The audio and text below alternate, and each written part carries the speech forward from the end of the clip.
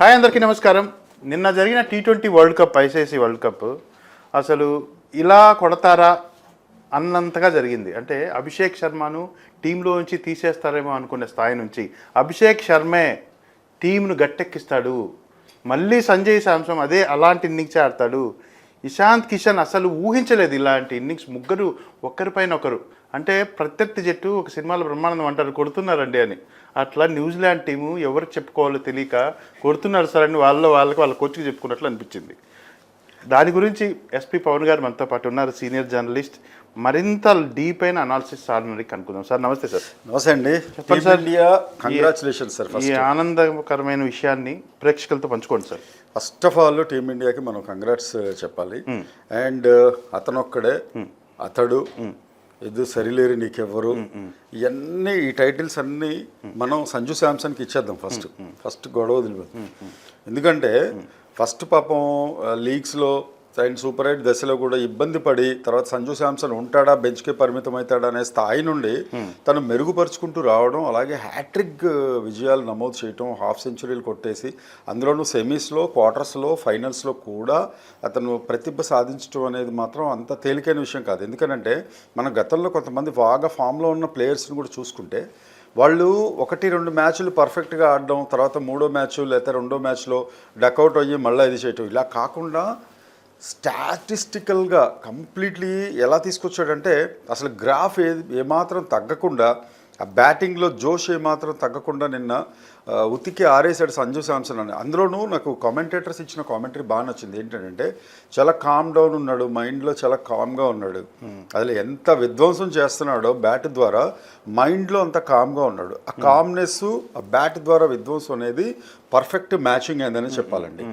And ఇక్కడ చాలామంది star sports వాళ్ళు మిగతా వాళ్ళు కూడా చెప్పండి. మనం ఒకటి ఏం చెప్పాలంటే గౌతమ్ గంభీర్ లీడర్షిప్ ఇక్కడ తన ఆధ్వర్యంలో అందరూ ఇప్పుడు టెస్ట్ సిరీస్ ఓడిపోయారు అని చెప్పి ఎంత దుమ్మెత్తి పోసారు, టెస్టుల ర్యాంకింగ్స్లో కూడా ఇండియా వెనుకబడిందని ఎంత ఇది చేశారు, గౌతమ్ గంభీర్ కరెక్ట్ కోచ్ కాదని ఎంత విమర్శలు చేశారో, అదే విమర్శలు 2011లో ఎదుర్కొన్న గంభీరు ఇప్పుడు మళ్ళీ 2026 వరల్డ్ కప్ మనకి తీసుకొచ్చి ఒక కోచ్గా తన బాధ్యత నెరవేర్చాడు. సెమీఫైనల్స్ కూడా రాని నవ్వు లాస్ట్ ఇంకా 5 ఓవర్స్ స్లాగ్ ఓవర్స్ ఉన్నాయనగా అప్పుడు నవ్వాడు గౌతమ్ గంభీర్. అప్పుడు రిలాక్స్ అయ్యాడు. ఇంకా తీసుకొని వస్తున్నాం కప్పు తీసుకొని వస్తున్నాడు. ఎంత ప్రెషర్ ఉంటుంటుంది గౌతమ్ గంభీర్కి. అదేవిధంగా ఇటు హార్దిక్ పాండ్యాని సంయమనం చేయాలి, ఎందుకంటే ఒకప్పుడు కెప్టెన్ తను. సూర్యకుమార్ యాదవ్ని సంయమనంగా చేయాలి. వీళ్ళిద్దరితో పాటు ఎవరైతే తిలక్ వర్మ ఉన్నారో మిడిల్ ఆర్డర్ ఎలా పంపించాలి, ఎంత సూర్యకుమార్ యాదవ్కి ఒక మైండ్లో అక్షర్, వరుణ్ చౌదరి, చక్రవర్తి. మనకి సెమీఫైనల్స్లో లేని మనకి జోష్ రాలా. సెమీఫైనల్స్ లాగే ఇంకా బాగా ఆడుండేది, ఏదో లోపించింది. గెలిచారు కానీ 7 రన్ల తేడాతో గెలవడం ఏంటి, అసలు అంతకన్నా బాగా గెలవాలి కదా 250 కొట్టి. అది కాకుండా ఇప్పుడు 255 కొట్టి అద్భుతంగా మొత్తం టీమ్ ఎఫర్టు. అందులోనూ కొన్ని లోపాలు ఉన్నాయి కొంతమంది ప్లేయర్స్ దగ్గర, వాళ్ళని మాత్రం కంపల్సరీగా సెట్ చేయాల్సిన అవసరం అయితే ఉంది. ముఖ్యంగా హార్దిక్ పాండ్యా పేలవమైన ప్రదర్శన ఉంది, పెద్ద ఎఫెక్టివ్గా తనేమీ చూపించలేకపోయాడు మొత్తం టోర్నీలో ఓవరాల్గా చూసుకుంటే. రెండోదిగా మనకి కీలకమైన దశలో ఇప్పుడు సెమీస్లో అండ్ ఫైనల్స్లో ఇషాన్ కిషను, సంజు శాంసను, తిలక్ వర్మ, ముఖ్యంగా అభిషేక్ శర్మ ఫామ్లోకి వస్తే ఎంత విధ్వంసం జరుగుతుందో. కేవలం మనకి కొద్ది బాల్స్లోనే ఆయన హాఫ్ సెంచరీ చేసి చూపెట్టాడు. అభిషేక్ శర్మ ఇంకొక 5 ఓవర్లు ఉంటే 300 ఉండేది సార్. 300 ఉండేది స్కోరు. అనవసరమైన బాల్స్ వెంటాడడం అనేది పోవట్లేదు. అంటే మీరు ఇందాక ఒకటి కంపారిజన్ చెప్పారు సార్. సంజయ్ శాంసన్ కొడుతూ ఉంటే రిలాక్స్గా మైండ్గా ఫోకస్ పెట్టాడు. ఆయన మైండ్ సైలెంట్, బ్యాట్ విధ్వంసం చేస్తారు. ఆ క్వాలిటీ అభిషేక్ శర్మ కూడా నేర్చుకుంటే అతను మైండ్లోనూ ఆ విధ్వంసం కనపడుతుంది, బాడీలో కనపడుతుంది, ఆటలోనూ కనపడుతుంది. ఆపలేరు. ఒకవేళ సంజు శాంసన్ లాగా అభిషేక్ శర్మ గనక డాషింగ్ చేశారు. ఇప్పుడు వీరేంద్ర సెహ్వాగ్ లాగా సచిన్ ఉండలేరు, సచిన్ లాగా రాహుల్ ద్రవిడ్ ఉండరు. కాకపోతే అక్కడ అనవసరమైన బాల్స్ని వెంటాడడం కాకుండా చేసుంటే నిన్న రికార్డు బద్దలు కొట్టి 100 దాటిపోయేది. క్రిస్ గేల్ ఎలా విధ్వంసం చేస్తాడో 300 అయ్యేది సార్ టీమ్ స్కోర్ కూడా. క్రిస్ గేల్ తోటి పోల్చొచ్చు సార్ అభిషేక్ శర్మని. అంత విధ్వంసకర బ్యాట్స్మెన్, అతను ఒక్కడు నిలబడ్డాడు అని అంటే చాలరా బాబు అన్నట్టు ఉంటుంది. కానీ సంజు శాంసన్ మళ్ళీ మళ్ళీ తన భుజాల మీద తీసుకున్నాడు. 10 ఏళ్ల తర్వాత అతనికి వచ్చిన బ్రేక్ అంతా ఇంత కాదు. మనకి గుంటూరు, తిరుపతి అండ్ హైదరాబాదు, విజయవాడ, మొత్తం దేశవ్యాప్తంగా అహ్మదాబాదు, ఇక చెప్పనక్కర్లేదు, కోల్కతా, చెన్నై, వీటన్నిటిలో జనాలు రోడ్స్ మీదకి వచ్చి చేసుకున్న సంబరాలు అంతా ఇంత కాదు. ముచ్చటగా 3వ సారి మనకి కప్ వచ్చేసింది. Hats off team India players also. అయితే సార్ దీంట్లో మనము సెకండ్ మన బ్యాటింగ్ అయిపోతే వాళ్ళు బ్యాటింగ్ తీసుకుంటే మన సెమీఫైనల్ మ్యాచ్లో ఇంత టగ్ ఆఫర్ ఉంటుంది. ఎందుకంటే మన సేమ్ 253 కొడితే వాళ్ళ దగ్గర 7 రన్సే సార్ ఇంగ్లాండ్. వీళ్ళిద్దరు ఓపెనర్స్ చూస్తుంటే అసలు సిక్సర్ అవలీలుగా ఎత్తేలా ఉండేవాళ్ళని అసలు నాకు తెలిసి 3rd ఓవర్ నుంచి మ్యాచ్ మన చేతిలోకి వచ్చినట్లు అనిపించింది సార్. వాళ్ళ యాటిట్యూడ్, గ్రౌండ్లో మన వాళ్ళు వేస్తున్న తీరు ఒకలాగా ఫస్ట్ 6 ఓవర్లకే ఏదైతే పవర్ ప్లే ఉందో పవర్ ప్లే దగ్గర నుంచి మన చేతిలోకి వచ్చేసింది. శాంట్నర్ బిగ్గెస్ట్ మిస్టేక్ చేసింది ఏంటంటే బౌలింగ్ ఎంచుకోవటం. ఆల్రెడీ ఇంగ్లాండ్ మీద మనోళ్ళు ఎలా విధ్వంసకరంగా వాళ్ళు కూడా టాస్ గెలిచి బౌలింగ్ ఇచ్చారు.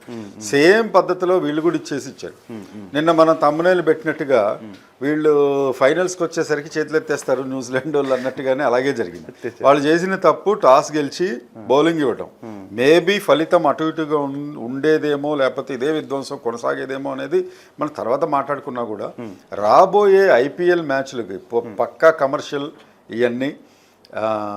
అయితే మనం అనుకున్నట్టుగానే man of the series Sanju శాంసన్కి రావడం, అలాగే మ్యాచ్ ఈ వీళ్ళందరితో సార్ ఇప్పుడు ఇవన్నీ ఉన్నాయి కదా. ఇప్పుడు ప్రపంచ ట్రోఫీ గెలవడం, ఐసీసీ ట్రోఫీ గెలవడం అనేది మనకి చాలా ఇంపార్టెంట్ కదా.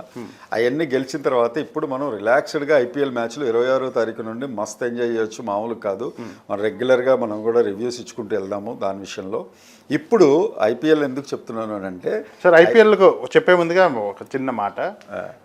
సూర్యకుమార్ యాదవ్ నెక్స్ట్ కెప్టెన్గా ఉండబోతున్నాడా ఏంటి నెక్స్ట్? అంటే ఇంటర్నేషనల్ T20 మ్యాచ్లో ఇంకో 2 అంటే మామూలుగా అయితే నిన్న క్లోజ్ చేస్తారు, అన్ని ఫార్మాట్స్కు రిటైర్డ్ ప్రకటిస్తారు అన్నాడు. కానీ నిన్న ఆయన ఇంకా టైం ఉంది, ఇంకా 2 ఏళ్ళు ఆడుతాను అన్నాడు సార్. నెక్స్ట్ వరల్డ్ కప్ ఆడతాడు, బట్ కెప్టెన్గా కొనసాగకపోవచ్చు. ఎందుకనంటే ఇంతకుముందు కూడా మనం హార్దిక్ పాండ్యాని చూసాము, కెప్టెన్గా చేశాడు. తర్వాత మళ్ళీ సూర్యకుమార్ యాదవ్కి పగ్గాల అప్పగించారు. అయితే ఇక్కడ మనం ఆలోచించాల్సింది ఏంటంటే కుర్రోళ్ళు చాలా డాషింగ్గా పైకి వచ్చేస్తున్నారు. మేబీ సంజు శాంసన్కి ఇవ్వచ్చు, లేదా తిలక్ వర్మ మిడిల్ ఆర్డర్ ఇవ్వచ్చు, లేదా హ్యాపీగా గొడవ లేకుండా అక్షర్ పటేల్కి ఇవ్వచ్చు. బాపు అంటారు కదా. లేదు సార్, ఈ మధ్య అంటే సౌత్ వాళ్ళకి ఎక్కడ లేదు కదా. తిలక్ వర్మకి ఇస్తే బాగుంటుంది. ఆ రకంగా చూసుకున్నా కూడా ఎలాగో ఎక్కువ కాలం కెప్టెన్లు ఉండరు. అయితే సార్ ఇప్పుడు తిలక్ వర్మ ఇప్పుడిప్పుడే కుదురుకుంటున్న నేపథ్యంలో చాలా యంగ్స్టర్, తనకి ఇంకా చాలా ఉంది. ఇప్పుడు తిలక్ వర్మ కూల్నెస్ ఉంది, సామర్థ్యం ఉంది. ఆ బరువు తీసుకొని బ్యాటింగ్ ఇంకా బాగా ఆడతాడని నాకు నమ్మకం. చేసుకోవచ్చు. అయితే గతంలో మనం కొన్ని రికార్డ్స్ చూసుకుంటే వాళ్ళ బ్యాటింగ్ లైన్ పోయింది సార్. నిన్న సూర్యకుమార్ యాదవ్ కూడా రాగానే డకౌట్ అయ్యాడు. దేనికి అయ్యాడు? రీజన్ ఏంటి అని అంటే వాళ్ళకున్న ప్రెషర్. ఆ ప్రెషర్ లేకపోతే, కెప్టెన్గా ప్రెషర్ లేకపోతే వాళ్ళ గేమ్ మీద వాళ్ళు ఫోకస్ చేసుకుంటారు. ఇది ఒక పాయింట్ అనేది ఖచ్చితంగా ఉంది సార్. రాబోయే ఐపీఎల్ గురించి ఏమంటారు? ఐపీఎల్లో అయితే ఇప్పుడు వాళ్ళు చూసిన తర్వాత మనం ప్రతి మ్యాచ్లో వీళ్ళు రకరకాల, ఇప్పుడు మన టీమిండియాలో ఉన్న ప్లేయర్స్ అందరూ రకరకాల జట్లకి సారథ్యం వహిస్తారు. కాబట్టి సంజు శాంసన్ గేమ్ అద్భుతంగా ఇప్పుడు పాన్ ఇండియా అయిపోతుంది. తర్వాత పాన్ వరల్డ్ అయిపోతుంది. సంజు శాంసన్ గేమ్ చూడటానికి ఆ మ్యాచ్లకి రేటింగ్స్ పెరుగుతాయి. అలాగే అభిషేక్ శర్మ, మా తర్వాత రింకు సింగ్ కూడా పెరుగుతాయి. అసలు రింకు సింగ్ కూడా, శివం దూబేని అసలు ఏమాత్రం శివం దూబేని ఎక్కువగా ఉపయోగించుకోలేదేమో అని నా అభిప్రాయం. ఉపయోగించుకుంటారు సార్. నిన్న కూడా ఫస్ట్ డౌన్ పంపించుంటే, ఇప్పుడు అభిషేక్ శర్మ అవుట్ అవగానే నిన్న పంపించుంటే శివం దూబేని సేమ్ అసలు ఇద్దరిలో తేడా చెన్నై కదా సార్. ఇప్పుడు శివం దూబే స్టడీగా ఆడతాడు. చెన్నై కదా అనుకున్నా. మేబీ చెన్నై ఆల్రెడీ చెప్పేశారు, నువ్వు ముందు రూమ్ వేసేసావు, ఇప్పుడేం రా అన్నారట శివం దూబే అని.